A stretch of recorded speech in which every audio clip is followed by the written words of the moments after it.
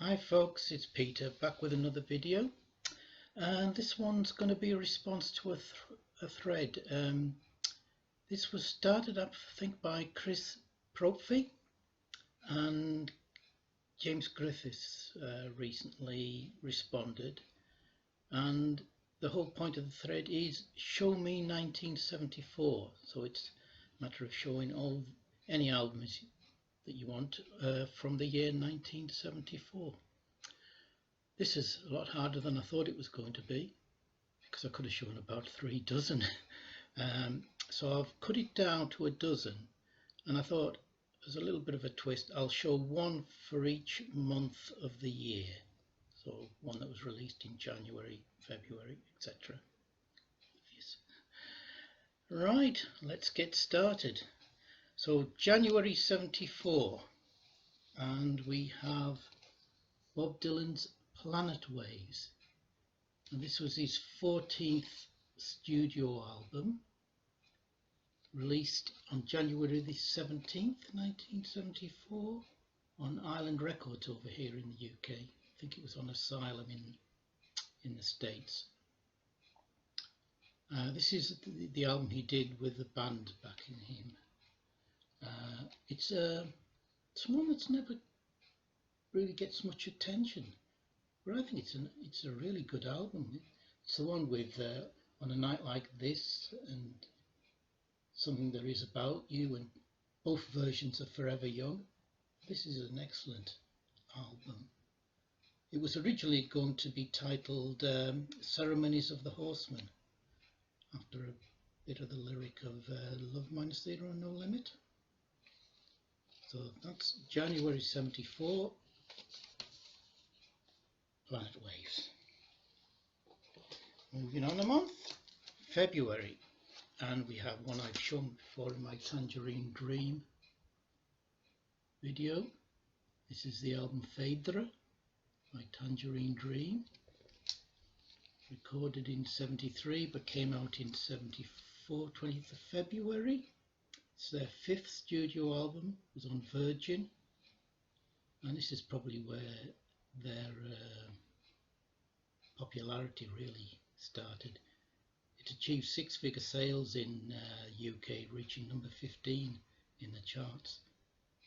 Stated as one of the most important, artistic and exciting works in the history of electronic music, and I wouldn't disagree with it. It's the first Tangerine Dream album I heard, the first electronic music album I ever heard, and it's still one of my favourites. A brilliant, brilliant album.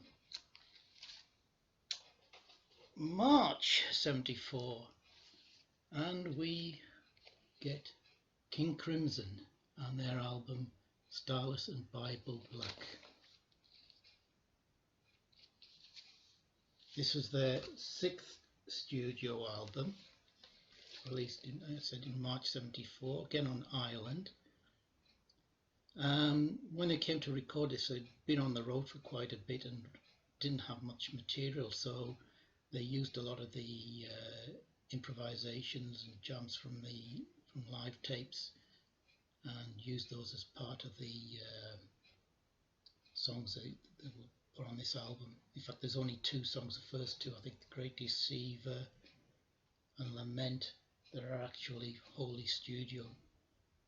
Cracking album.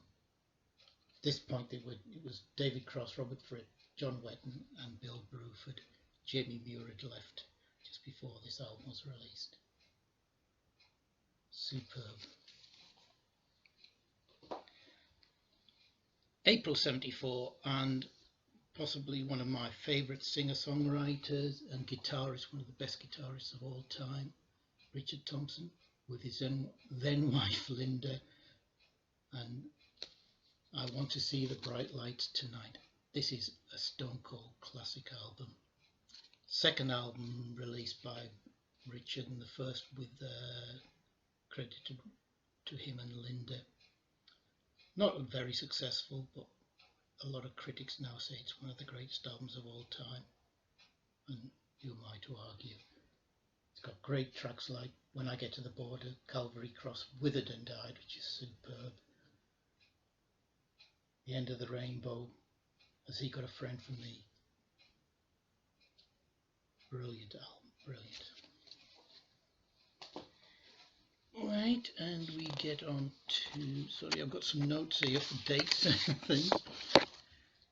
May 74 and the brilliant Quo, Status Quo's Quo album. I love Quo. The early stuff is brilliant. It's good time, rocking, boogie. I always feel good when I put on the Quo album. This was their 7th album. This one reached number 2 in the UK. Their hit single off here was Break the Rules. It's possibly one of their heaviest albums as well. Brilliant. June 74. If you wouldn't guess, because it's June 1st, 1974. This album is credited to Kevin Ayers, John Cale, Eno and Nico. Though you also get people like Robert Wyatt, Ollie Hassel, Rabbit playing on here. Anybody else? Mike Oldfield plays on here. But it's credited to the 4 of them. This is a live concert, obviously, at the Rainbow Theatre in London.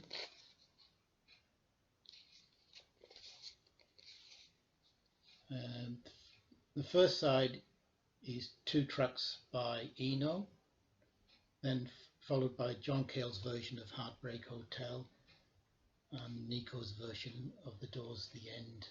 The second side is all Kevin Ayers. Next.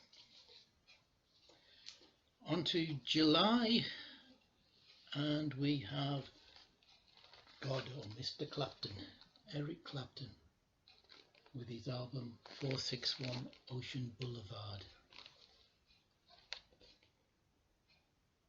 This is his 2nd solo album, I think, and this was his first album after about 3 or 4 years when he was recovering from heroin addiction. This is a cracking album. He's gone down that more laid back J.J. Cale vibe. This is one that features I Shot the Sheriff, which was a big hit single for him, and the superb Larry Grows on here as well, a track I've always loved. I don't think he ever did anything better than this afterwards. I love this album. I saw him a couple of years after this with pretty much the same band, I think, and he was superb in concert. Nice. Right, August. And an album I've had for a long time and absolutely love. Bachman Turner Overdrive's Not Fragile. Probably one of my favourite heavy rock albums of the 70s. This is a bludgeoning album, superb. It features the 2 hit singles, Roll On Down the Highway and You Ain't Seen Nothing Yet. This was their 3rd album, probably their most popular. I think it achieved triple platinum, this one. This is brilliant. I mean, apart from the 2 hit singles, you've got Not Fragile itself, Sledgehammer, which is as heavy as hell, Blue Moaning, cracking album. Right. And then a group that's one of my favourite of all time. I absolutely adore Hawkwind. This is their 4th studio album, In the Hall of the Mountain Grill. This version's actually a double album. It spreads the same tracks over 2 sides and adds over 3 sides, and adds a 3rd side of alternative takes and such like. This is a cracking album. It's a new lineup at the time with Simon House and synthesizer and mellotron and violin. Robert Calvert and Dick Mick had left by this time. This reached number 16 on the UK chart, number 110 in the US. Worthwhile tracks: Psychedelic Warlords, Disappear into Smoke, which opens the album, is superb.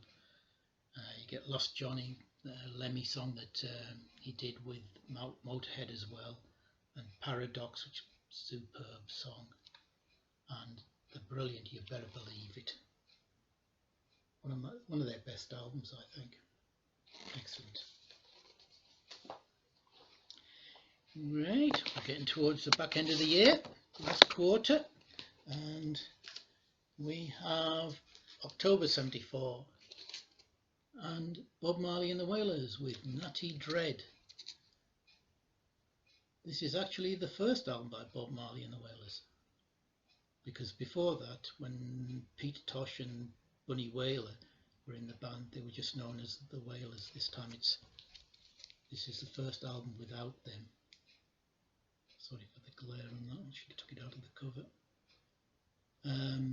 This was again very popular over here in the UK, reached number 43, became a gold album, and it was listed in the 500 greatest albums of all time by Rolling Stone in 2003.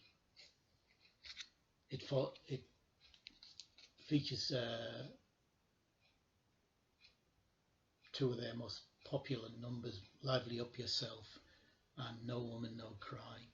No Woman No Cry was a big hit over here in the UK, but it was the live version from the Rainbow album that was the hit single, not the studio version. But this is a cracking album from Bob Marley. November, and we get another favourite band, Wishbone Ash, and There's the Rub. Now, most people probably consider Argus to be their best album, and I wouldn't argue with that, but I'd go with this one, I think. This is my favourite. It was my first Wishbone Ash album.